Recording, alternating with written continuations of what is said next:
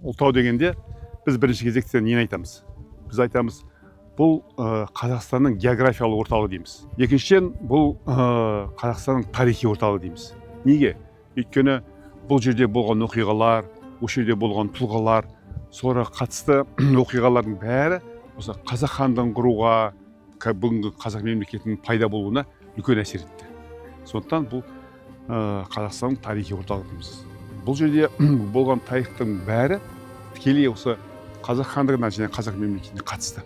19 ғасыр Кенесары көтерілісі. Ресей патшасының әсеріне солардың біздің жерімізді жалаудан босатуға сондай бостандық бір көтеріліс болған.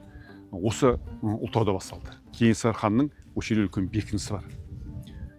Осы мына Ұлытау аудандық орталық қазір көріп тұрған. Бұл сол Кенесарының кезінде пайда болған. Ал енді 18 ғасырды алатын болсақ, 1700 жылдар өздеріңіз жақсы білесіздер, мына Ақтабан шорынды дейді, жоңғар шапқыншылық уақытында осы Ұлытауда үлкен тарихта өзінің орнын қалдырды. Ең бірінші жоңғарларға тойтарыс берген жер осы Ұлытау жерінде Бұланты Білеуті шайқасы дейді. Содан кейін барып Аңырқай болды, онан кейін басқа жеңістер болды. Сөйтіп біз өзіміздің қазақ жерінен жоңғарларды қуып тындық. Қазақ хандығы Жошы хан жошы уақытында басталды дейміз. Біз Жошы ханның Алтын Орданың жалғастырушымыз, соның мұрагеріміз. Өйткені қарасаңыз, Ұлытауда Алтын Орданың ең бірінші астанасы осы жерде болды. Жошы орда дейміз, Ұлыс орда дейміз. Соның бәрі жаңағы осы Ұлытау жерінде Жошы ханның өзі де осы жерде жерленген. Ал енді мына қазақ хандарын алатын болсаңыз, бүкіл қазақ хандар осы Жошы ханнан туған. Жошы ханның ұрпақтары. Бірақ Ұлытаудың тарихы өте көнеге кетеді. Алтын Орданың алдында кімдер болды? Алтын Орда тарихқа қарасақ, жалпы Қазақстан жерінде Оғыз Қыпшақ мәдениеті, Оғыз Қыпшақ мемлекеттері дамыды. Ал онда осы оғыздардың осы жерде Ұлытауда 9 қалашығы табылды.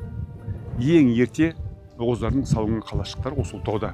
Кейін барып олар өрісін кеңейтіп, Аралды маңайына, қазіргі Сырдарияның бойына, одан кейін Жетісу жаққа қарай тарады олар. Бірақ осы Ұлытаудан басталды, өздерінің жоқтары. Ұлытауда түркі дәуіріне қатысты ескерткіштер өте көп. Мына айтамыз, түркі обалары дейміз, түркі балбал тастары дейміз, түркі қорымдары дейміз, түркі қоршаулар дейміз. Сондай ескерткіштер Ұлытауда өте көп. Соның бәрі нені айтады? Яғни Ұлытау түркі дәуірінде де бір белгілі, сондай киелі қасиет жер болғанын айтады. Алғашқы көшпелілер сақтан. Сол дәуіріне қатысты бізде де обалар көп. Мына айтып жатыр, алтын адам дейміз ғой. Алтын адам сол сақ дәуіріне жатады. Тура сондай обалар біздің жерімізде көп, аз емес. Бірақ өкінішке орай олардың бәрі тоналған. Неге бұл Әулиетау? Неге Ұлытау дейді? Мына Қазақстан жерінде ұлы деген сөзден басталатын басқа атау жоқ. Жошы хан мысалы Алтайдан бастап, жаңағы неге дейін Еуропаға дейін бүкіл жерді жаулады. Соның ішінде өзіне шырайлы жер таппады ма? Құнарлы жер таппады ма? Неге ол осы жерге жаңағы өзінің ордасын тігеді? Неге ол осы жерде жерленеді? Ол біздің Ұлытауда дүниежүзі бойынша Қытайда да жоқ, Ресейде де жоқ, Монғолияда да жоқ, Қазақстанның жерінде жоқ.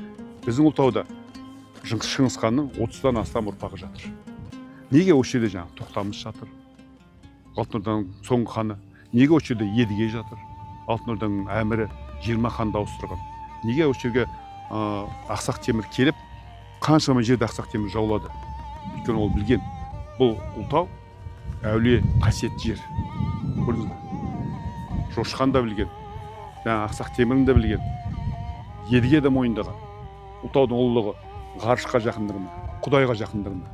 Сол себептен ғасырлар бойы, мыңжылдықтар бойы осы Ұлытауды Әулиетау, киелі тау, қасиетті тау деп осы маңайда бүкіл хандар, түркі дәуірі болсын, Оғыз дәуірі болсын, Алтын Орда болсын, оның алдындағылар сақтар болсын, осы Ұлытауға жақын болуға тырысқан.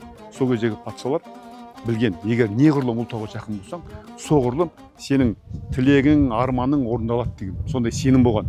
Сол себептен ұлы деп атап кеткен.